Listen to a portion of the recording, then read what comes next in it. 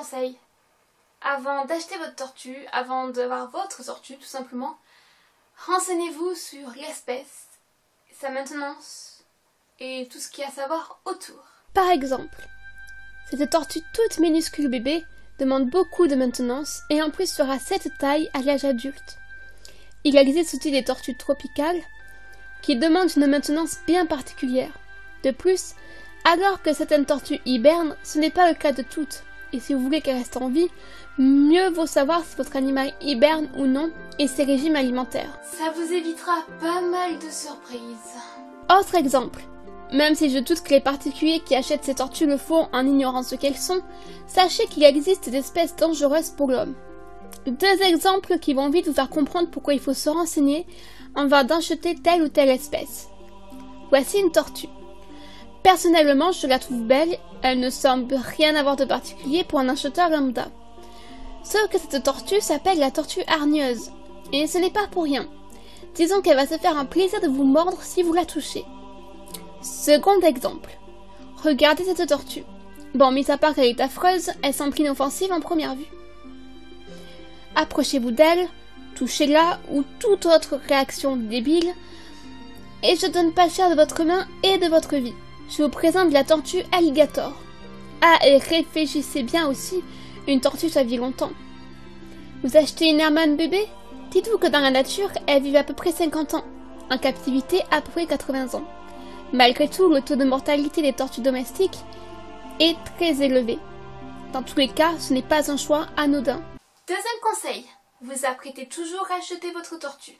Vous avez fait des recherches sur l'espèce, la maintenance et vous pensez avoir trouvé celle qui vous convient. On va imaginer que vous avez absolument toutes les conditions idéales pour elle. Vous allez donc, comme n'importe quel animal, regarder les noms sur le Bon Coin ou tout autre site de ce genre. Normal, quoi. Sauf que non. Il existe des lois très strictes en France et en Europe pour la tortue. En effet, les tortues sont en voie d'extinction. Alors, des lois existent pour les protéger de l'homme. Les trafics et les vols de tortues sont très répandus. Du coup, pour avoir une tortue, il faut en général que l'animal soit déclaré et que vous ayez une autorisation pour la posséder. Au-delà d'un certain nombre de tortues, vous devez passer un certificat de capacité. Il faut donc que vous vous renseigniez sur ces démarches.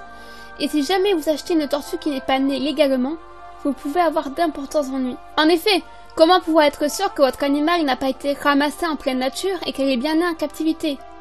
Parce que oui, si vous trouvez une tortue en vous promenant dans un bois ou dans votre jardin, il est interdit de la toucher, de la déplacer ou même de la ramener chez vous. Il n'existe qu'une seule exception possible, c'est que votre tortue soit née avant 2000. Mais ça veut dire qu'il faut être capable de le prouver, parce que même si je l'ai entendu dire très souvent, je ne suis pas vraiment sûre qu'on puisse connaître l'âge de sa tortue avec les traits de sa carapace. Du coup, pour vous éviter des ennuis, déclarez votre animal, faites les procédures. Dernier point, si vous faites faire des naissances à votre couple, sachez qu'il faut aussi un certificat particulier. Du coup, pour en revenir à notre annonce du Bon Coin, assurez-vous avant de l'acheter que la tortue a bien ses papiers. Troisième conseil, toujours avant d'acheter. Vous avez rendez-vous chez l'éleveur, l'animalerie ou le particulier qui va vous vendre son animal. Vérifiez la bonne santé de l'animal. Apprenez à discerner les signes d'une mauvaise santé. Déjà, regardez les yeux. S'ils sont vitreux, c'est pas bon signe. Si ses paupières sont gonflées, c'est signe d'une infection à l'oreille ou d'un abcès. Une respiration avec la bouche ouverte indique des problèmes respiratoires. Regardez ses pattes, si ses ongles sont longs, de taille inégale, vous pouvez être sûr que cette tortue n'a jamais touché la terre. Si elle a des bosses étranges et en général inégales sur sa carapace, c'est signe de mauvaise nourriture ou de mauvaise maintenance. Sachez que prendre une tortue en mauvaise santé ou étant marquée par de mauvais traitements la rendra plus difficile à s'occuper. Il faudra encore plus vigoureusement que les autres vérifier son état et sa nourriture. Il faudra avoir la patience pour l'obliger à manger des aliments qu'elle ne connaît pas. Et c'est très têtu une tortue. Bien sûr, je ne dis pas qu'il ne faut pas l'acheter, au contraire. Si vous vous y connaissez suffisamment bien, vous pouvez même lui offrir une merveilleuse vie. Mais elle ne guérira jamais totalement. Pour le cas des tortues trop bironnées, bien sûr. Autre chose, pensez à vérifier vous-même l'espèce de votre tortue. Il arrive fréquemment que des kraekas soient vendus comme des Hermann, étant donné que la manne est l'espèce la plus recherchée. Vous devez donc apprendre à reconnaître les signes de l'espèce de votre tortue. Et pour ça, vous avez plein de schémas sur internet, vous allez trouver très facilement. Quatrième conseil, vous avez votre tortue, parfait. Vous êtes en règle, c'est encore mieux. Et vous avez votre animal. Maintenant, il va falloir se demander où c'est que vous allez la mettre. Bon, tout dépend de l'espèce encore une fois. Mais s'il vous plaît, pas dans un terrarium. Une tortue dans un terrarium a plus de chances de se déformer et d'être à mauvaise santé qu'une tortue de dehors. Et elle ne sera jamais heureuse. Aussi, vous avez une tortue de terre? Très bien, mettez-la dehors. Vous avez une tortue d'eau? Sortez-la aussi. Il vous faut donc de l'espace pour avoir des tortues. Sachez que ces animaux crapahutent beaucoup et aiment jouer. Donc si vous êtes dans un appartement, oubliez, votre animal sera malheureux. Ensuite, chaque tortue a besoin d'un endroit pour se cacher et dormir. Normal quoi. Elles ont besoin de jeux. Mettez par exemple des pierres empilées dans leur enclos et elles vont se mettre à y monter dessus. Certaines tortues n'hibernent pas, comme les sulcata par exemple. Pensez à prévoir un abri aussi grand que possible avec lampe chauffante, lampe UVB et vaporisateur. C'est important. Autre chose, je conseille, malgré mon avis sur les terrariums, d'en avoir quand même un au cas où que votre animal tombe malade au point de ne plus pouvoir aller dehors. Ou alors qu'ils sont dans l'incapacité d'hiberner pour diverses raisons.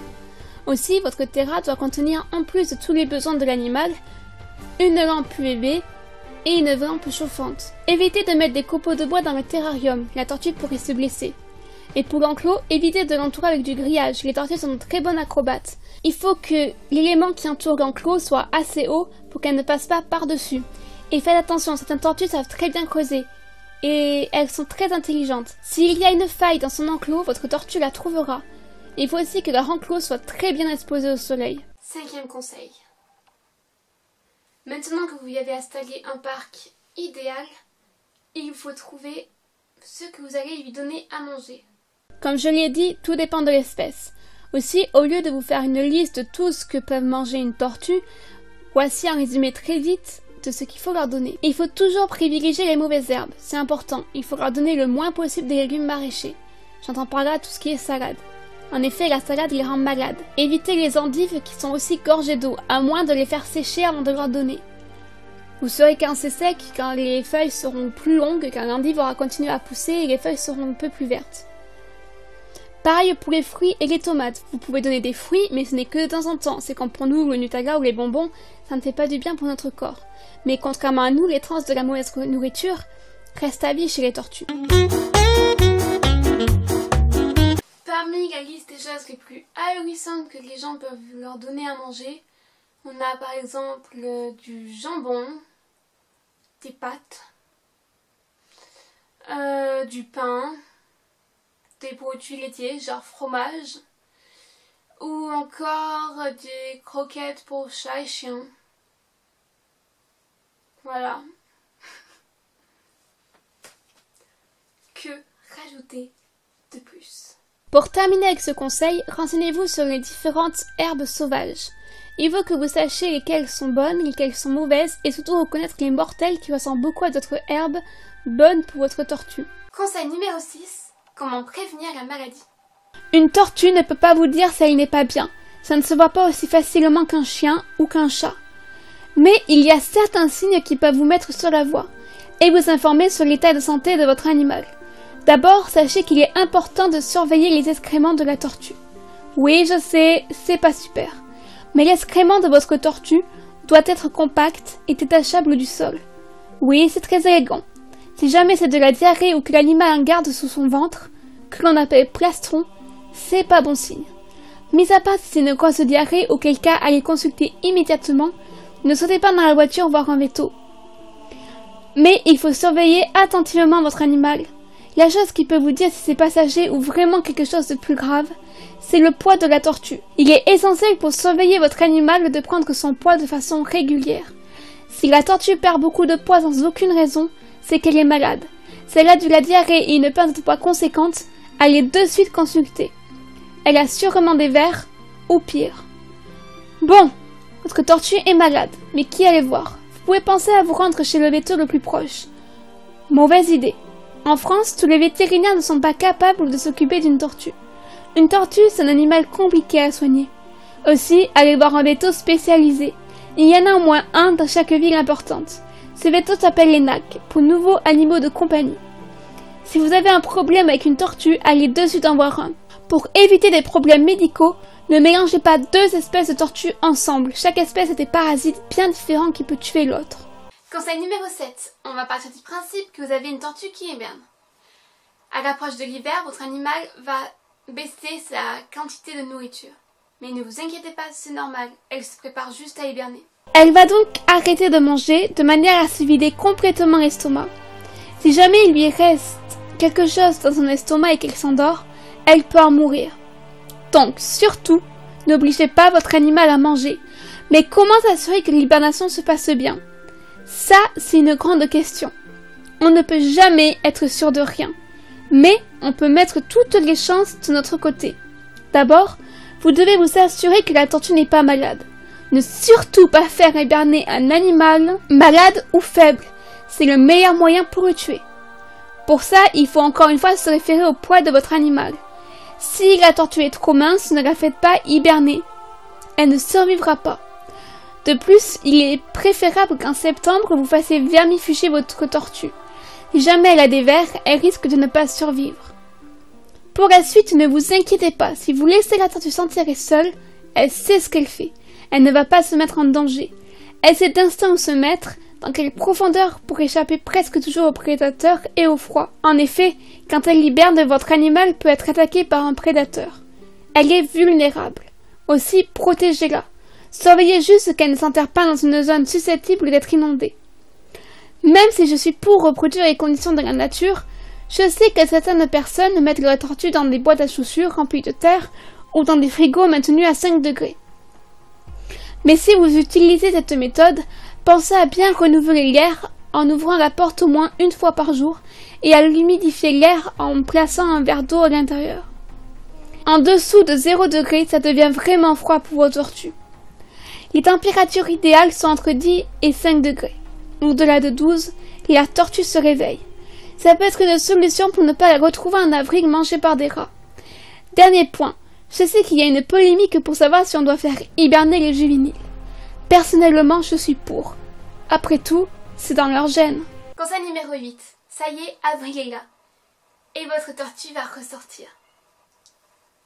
Fini l'hibernation. Sérieusement, regardez-moi cette bouille. Elles sont toutes mignonnes avec leur tête pleine de terre partout. Petit conseil, faites-leur prendre un bain d'eau tiède. Pas pour les nettoyer, sans laisser un charge en allant se baigner dans l'eau que vous leur avez mis à leur disposition, mais pour les hydrater. Elles ont passé des mois sans boire ni manger. Les faire boire, et je peux vous assurer qu'une tortue qui prend des bains boit d'elle-même, leur permet de bien recommencer à se ressourcer. Côté nourriture, ne les obligez pas à remanger de suite. En effet, la tortue ne mange quasiment jamais une fois sortie d'hibernation. Mais c'est normal. Il faut juste surveiller avec leur poids qu'elles reprennent celui qu'elles avaient avant. À cette période-là, c'est aussi la saison des amours. Si vous avez un couple, surveillez attentivement votre mari. Il va tenter d'immobiliser totalement la femelle.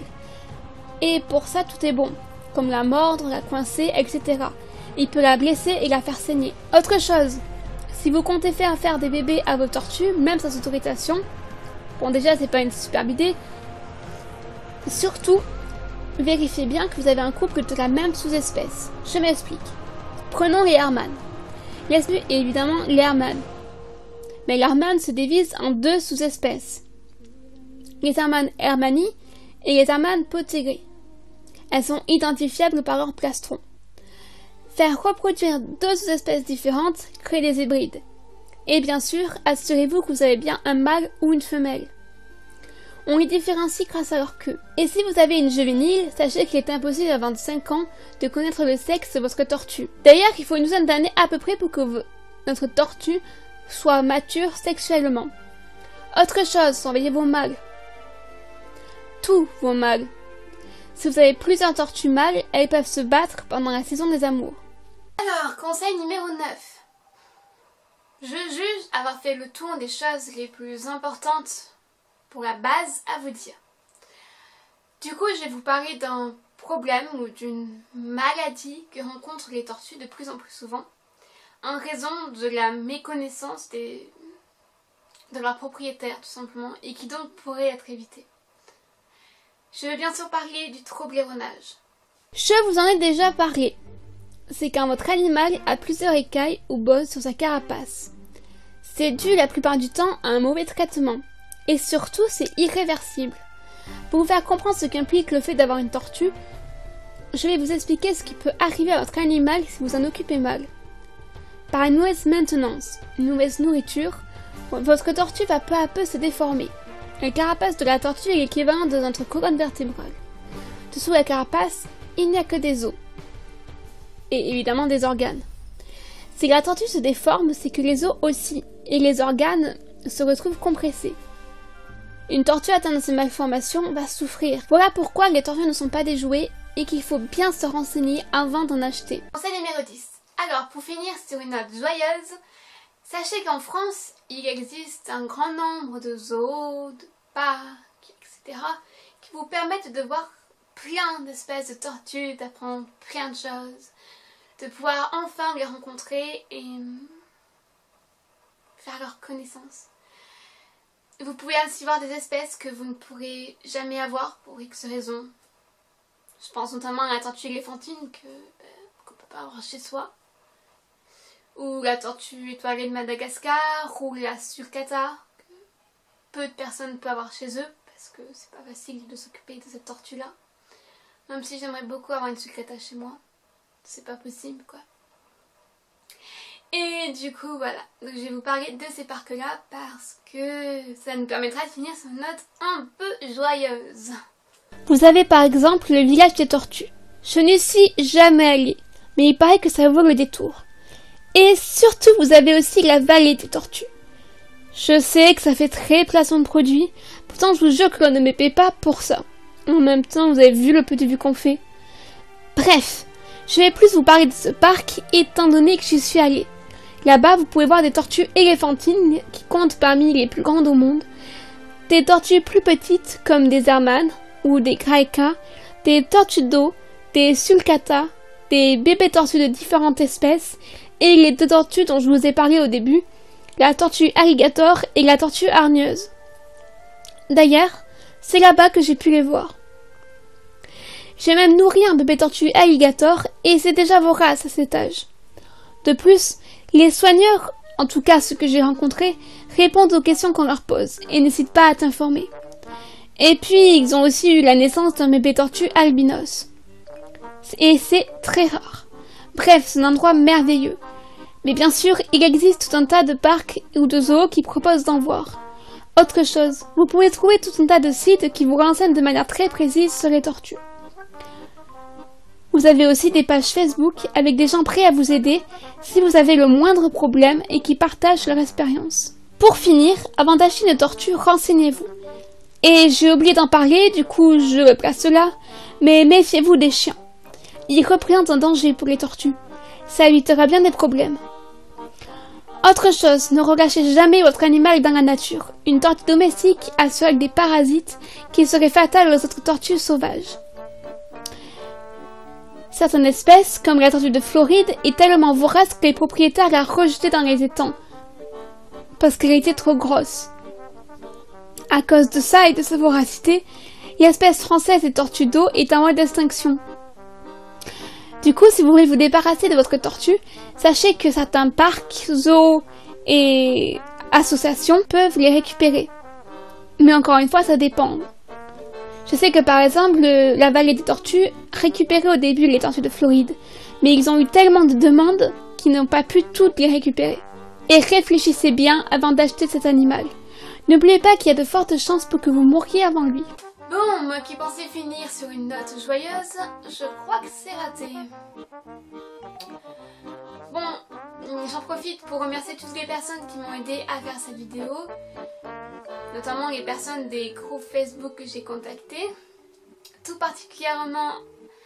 Je remercie tout particulièrement Lily Dupont, j'espère que je prononce bien ton nom, désolée si je l'écorche, qui m'a donné des photos de ces tortues qui sont absolument sublimes. Je te l'ai déjà dit, mais elles sont vraiment magnifiques. Et merci beaucoup à toi. Je remercie également toutes les personnes qui m'auront peut-être d'ici là passé leurs photos Pour le moment, j'ai que les siennes, donc bon, je peux pas citer votre nom, désolée. Vous serez au générique. Bon. Voilà, vu que je peux pas vous dire live. Peut-être que c'est une bonne chose, parce que comme ça, j'écorcherai pas vos noms. Et du coup, je vous dis à la prochaine pour soit un Zedaptator, soit un Biofic. Je me demande lequel des deux va arriver en premier. Les paris sont ouverts. Bye tout le monde.